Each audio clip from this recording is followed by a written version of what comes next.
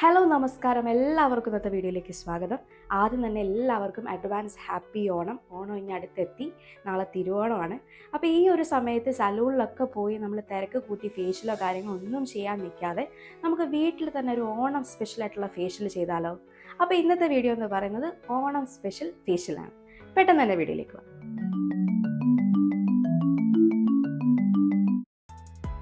ആദ്യം തന്നെ ഒരു ക്ലീൻ ആയിട്ടുള്ളൊരു ബോൾ എടുക്കുക. അപ്പോൾ ഇതിലേക്ക് നമുക്ക് 5 ഇൻഗ്രീഡിയൻസ് ആണ് വേണ്ടത്.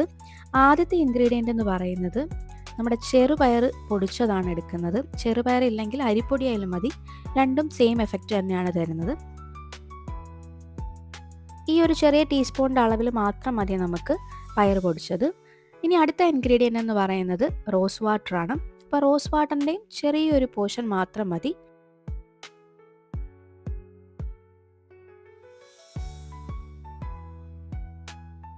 അടുത്ത ഇൻഗ്രീഡിയൻ്റ് എന്ന് പറയുന്നത് നമ്മുടെ കോഫി പൗഡറാണ്. അപ്പോൾ ഞാൻ ഇൻസ്റ്റൻറ്റ് കോഫി പൗഡറിൻ്റെ പാക്കറ്റാണ് എടുത്തിട്ടുള്ളത്. അപ്പോൾ ഇതിൽ ഫുള്ള് വേണ്ട, ഇതിൻ്റെ ഒരു ചെറിയ പോർഷൻ, ഒരു പകുതിയോളം നമ്മൾ ഇതിലേക്ക് ഇട്ടാൽ മതി.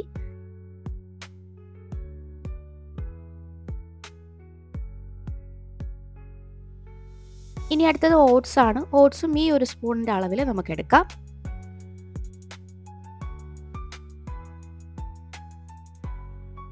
ഇനി ആവശ്യത്തിന് കുറച്ച് തണുത്ത പാലും കൂടി ആഡ് ചെയ്ത് കൊടുക്കുകയാണ് കേട്ടോ.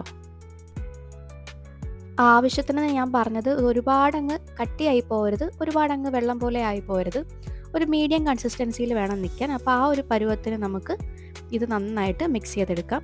കുറച്ച് നേരം നമ്മൾ മിക്സ് ചെയ്യുമ്പോഴത്തേനും ഓട്സ് നന്നായിട്ടങ്ങ് കുതിരും, അതുപോലെ തന്നെ പയറുപൊടി നന്നായിട്ടങ്ങ് കുതിരും. ആ ഒരു സ്റ്റേജാണ് നമുക്ക് പ്രോപ്പറായിട്ട് ഫേസിലിടാൻ പറ്റുന്ന ഒരു സ്റ്റേജ് എന്ന് പറയുന്നത്.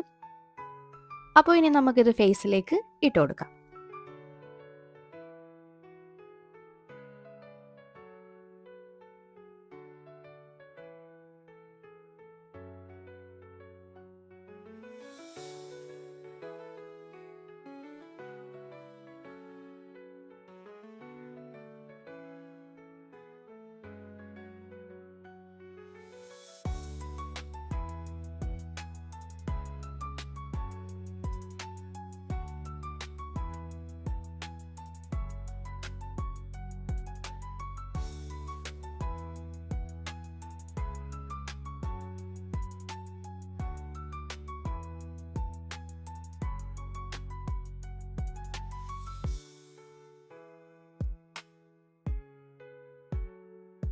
നമ്മളിങ്ങനെ എടുത്തിട്ട് കൊടുക്കുമ്പോൾ ആ ഓട്സിൻ്റെയും അതുപോലെ തന്നെ പയറുപൊടിയുടെയും തരി നമുക്ക് കിട്ടത്തില്ല.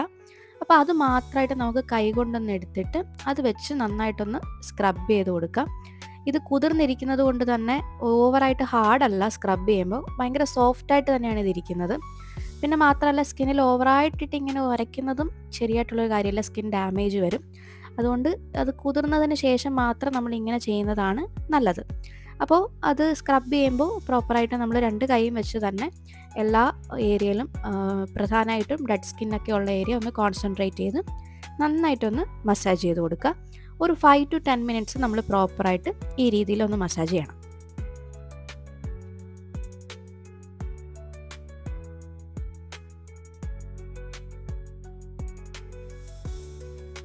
അതിനുശേഷം ഒരു 5 മിനിറ്റ് വെയിറ്റ് ചെയ്താൽ മതി. വെയിറ്റ് ചെയ്തതിന് ശേഷം നമുക്ക് പോയി ഫേസ് വാഷ് ചെയ്ത് കളയാവുന്നതാണ്. അപ്പോൾ എപ്പോഴും മസാജ് ചെയ്യുമ്പോൾ ഈ ഒരു സർക്കുലർ മോഷനിൽ ചെയ്യാൻ ശ്രദ്ധിക്കുക കേട്ടോ. അത് മെയിനായിട്ട് നമ്മുടെ ഫേഷ്യൽ മസിൽസൊക്കെ തന്നെ ആക്റ്റീവ് ആവാനും ബ്ലഡ് സർക്കുലേഷൻ കൂട്ടാനും വളരെയേറെ സഹായിക്കുന്നുണ്ട്. അത് തന്നെ നമ്മുടെ ഫേസ് പെട്ടെന്ന് ഗ്ലോ ആവാൻ ഒരു പ്രധാനപ്പെട്ട കാരണമാണ്. അങ്ങനെ ഞാൻ ഫേസ് എല്ലാം പോയി വാഷ് ചെയ്തിട്ട് വന്നിട്ടുണ്ട്. അപ്പോൾ ഫസ്റ്റ് യൂസിൽ തന്നെ നല്ല രീതിയിലുള്ള ഗ്ലോയും അതുപോലെ തന്നെ സ്കിൻ സോഫ്റ്റ് ആയിട്ടുണ്ട്. നമുക്ക് മേക്കപ്പൊക്കെ ഇടുമ്പം ഇനി നല്ല അടിപൊളിയായിരിക്കും.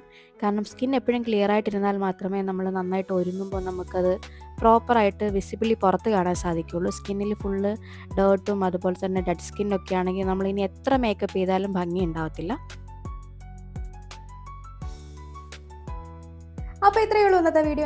എല്ലാവർക്കും ഇഷ്ടപ്പെടുന്നുണ്ടാവുമെന്ന് വിചാരിക്കുന്നു. ഇഷ്ടമെങ്കിൽ ഉറപ്പായിട്ടും ലൈക്ക് ചെയ്യണം, കമൻറ്റ് ചെയ്യണം, ഷെയർ ചെയ്യണം. എൻ്റെ ചാനൽ ആദ്യമായിട്ട് കാണുന്ന എല്ലാവരും തന്നെ സബ്സ്ക്രൈബ് ചെയ്യുക. സബ്സ്ക്രൈബ് ചെയ്തതിനോടൊപ്പം തന്നെ തൊട്ടടുത്തൊരു ബെല്ലൈക്കൺ ഉണ്ട്, അതിൽ ക്ലിക്ക് ചെയ്തതിന് ശേഷം ഓളെന്ന ഓപ്ഷൻ കൊടുക്കുക. അപ്പോൾ മറ്റൊരു വീഡിയോയിൽ നമുക്ക് വീണ്ടും കാണാം. അതുവരേക്കും ബൈ ബൈ.